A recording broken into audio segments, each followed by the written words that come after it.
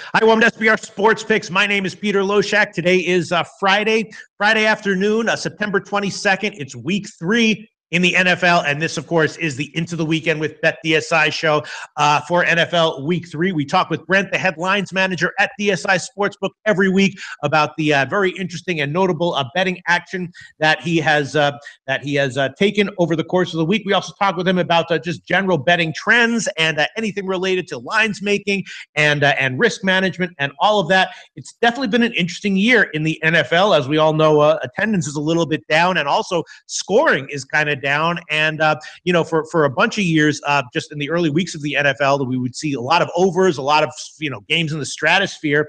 And this year, though, there's been a strong under trend. I'm assuming that that's been in general a pretty good thing for the books, right? Yeah, it's interesting though. I mean, people have kind of caught on, and some of the charts that I had this week in games that you would expect to typically have like one-sided charts favoring the over. I've got one-sided charts favoring the under and stuff like that. Now, that's kind of like a good time maybe to be a contrarian and kind of go the other way. But yeah, I mean, it's interesting to say that attendance is down and scoring is down. I wonder if there's a correlation between the two of those things. Yeah, well, it's certainly been an interesting NFL season so far. Last week, you gave us 5 plays that the Sharps were on. They went 3-2 in those plays. Tennessee, I completely agreed with that. That was a great call. They also like KC. The Sharps are onto KC. We'll see if they take KC again this week. The first game, though, I want to ask you about is the Bengals and the Packers game, because the Bengals, of course, obviously have been very high profile, very anemic on offense in a high profile way, right? They have still yet to score 10 points total in the season. Andy Dalton is looking very, very iffy, and now they're going on the road against the Packers. I'm assuming that this is a spot where the public is probably all over the Packers, although I have seen sort of a line move in favor of the Bengals. It opened around 10, and there's mostly been a downward pressure on that line. Now it's down to 8 or 8.5 market wide. So I'm assuming that if there is any sharp action on this game, definitely it's on the Bengals. Is that the case? And is the public overwhelmingly favoring the Packers here? Yeah, I don't have any sharp action on this. And again, Mhm. we did open like around, I guess it was like 9, and it has kind of crept down to 8 where we're sitting right now. But there are still, some like 8.5s and even like a 9 on the board still. So it hasn't, moved really dramatically, I wouldn't say. I do have my typical Green Bay chart, and I do have like around, twice as many bets on Green Bay, which is of course is no surprise. And yeah, I mean, Cincinnati, I mean, they've just not looked very good at all. You look at, I guess they've had to make a change in terms of their offensive coordinator or whatever as well. So I mean, it's kind of like someone had to be thrown under the bus. So they've fired the offensive coordinator, brought in someone new, and apparently, they said like the players were like really, really behind that. It was almost like a mutiny in terms of getting a change made. So we'll see how well that goes for them. They are sitting at 0-2. They've put up like I don't know, probably less than 10 points so far in the 2 games they've played. And now they go on the road at Green Bay, which is obviously never a tough spot to play in. As I said, I don't have any sharp money on Cincinnati. The numbers just kind of tick down a little bit. Even the total too. I mean, this is one of those spots where you would definitely normally have more money on the over, more bets on the over, and I don't. I've actually got slightly more wagers on the under now. Again, this could be like the public maybe overreacting to the under trend and stuff like that. We're sitting at 46. It could be 46.5. There are some out there because you generally get over money when Green Bay's involved. But again, it could be a case where people are overreacting in terms of the lower scoring. 2, Green Bay or Cincinnati's only put up 9 points in 2 games so far. And I mean, at Green Bay, as you saw the week 1, their defense looked pretty good.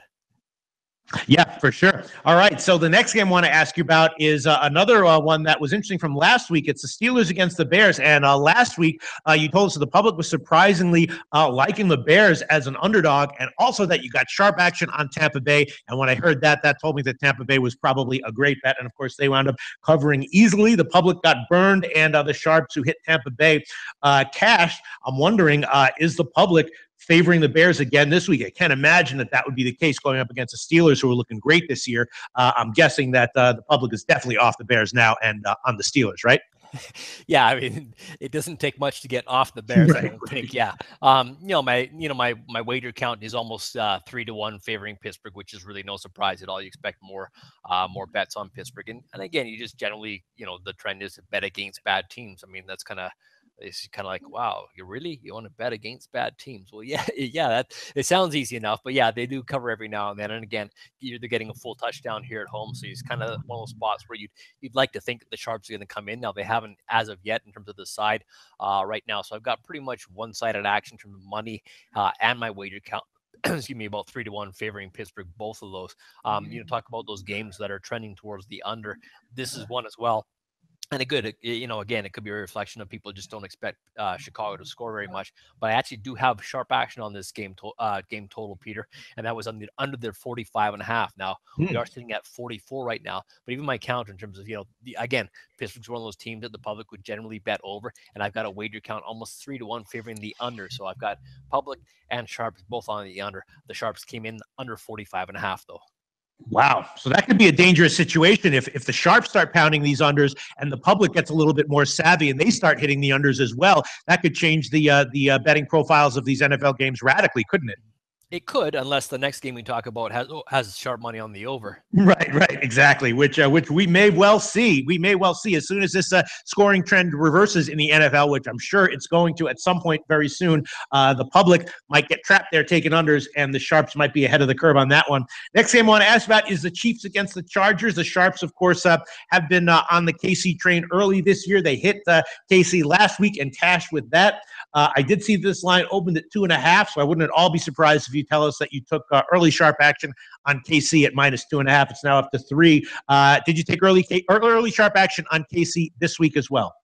No, I mean, at least here, I mean, this line kind of, it jumped up right away. We did, open at 2.5 with juice and jumped to 3 right away. It had gone up to, up to 3.5, and now we're back down to 3 with juice, of course. But I do have, it's mostly public involved right now. Wager count is almost like 4 times favoring Kansas City, and my money's about 4 times favoring Kansas City as well. This is one of those games, though, you talk about the, bucking the under trend. Kansas City is one of those teams that people always like to bet the over on, and here I'm going to say San Diego, and the Chargers are kind of in the same boat in that with Rivers, even though maybe you expect Rivers and the Chargers to be behind, and Rivers obviously capable of putting up the points, and they got a decent offense in terms of throwing the ball. They can certainly try and play catch up. So this is one of those games where I've got sharp money on the over. That came over 45.5, and I have a wager count almost 3-1 favoring the over as well, which is probably the public just tailing that over. I'm sitting at 47.5 right now, so the game has moved like a full 2 points, but sharp money is on this game over 45.5, Peter. Wow, that makes sense to me. The Chiefs' offense has obviously looked a lot more dynamic than in years past. All right, so we got sharp action on the Steelers-Bears under 45.5. Sharp action on Chiefs-Chargers over 45.5. What else can you tell us about NFL Week 3, Brent? Well, I'm going to tell you that they're back in London, and that usually means the Jacksonville Jaguars are playing, and that usually means that sharp guys are on the under. It seems to be a trend that during the week these games get bet under by sharp guys, and this is a case as well with this Baltimore-Jacksonville game. And again, it could be, Jacksonville looks like they've got a, quite a decent defense this year. Baltimore typically does, yet neither of these teams tend to score a lot of points generally. I mean, Bortles, who knows what you're going to get with him. But I do have sharp money on the under 40.5. My wager count is almost 2-1 favoring the under as well. So you got the public going that way. And again, this is one of those games. Now we're sitting at 39 right now, and the sharp money came in under 40.5. So if you see this line climb back up to where it was 40.5 or 41, it's probably going to be some sharp action that comes in on day game to bet it, because these are two teams that the public is generally going to bet the under on when they're facing each other. We talked about the Pittsburgh total already, the under 45.5, another under to go with. And again, this one's, maybe no surprise at all. Denver at Buffalo. If you're going to bet this total anyway, there's only one way to go, and that's the under as well. Sharp money came in on the under 41 yesterday. The line was 40. Took more sharp money under that. We're sitting at 38 right now. Now there are some 38.5s on the board. It seems to be split in terms of 38.5, and 39 out there. But I did get sharp money on the under 41. That's where the first hit came in. Wow, New Orleans.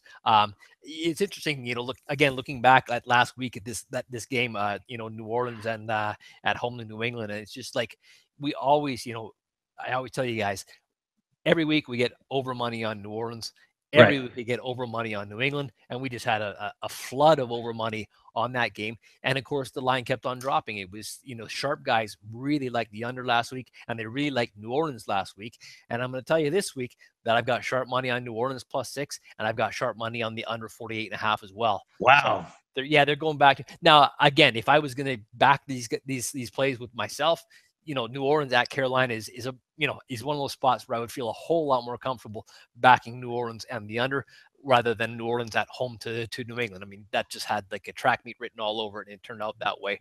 That it, I think it landed right on the number actually that we closed at the 57. So that line definitely, we could have stayed up there. I could have even been higher and still stayed there. I think we ended up like 57, and the game landed 56. But I mean, by the third quarter, what was it, the second quarter? I think it was. There was, I don't know, it was like almost like 30 points scored or something like that. So I feel a whole lot more comfortable. Like I said, if I'm going to back the Sharps and grab New Orleans on the road at Carolina, Carolina does have a decent defense, but Cam Newton's struggling.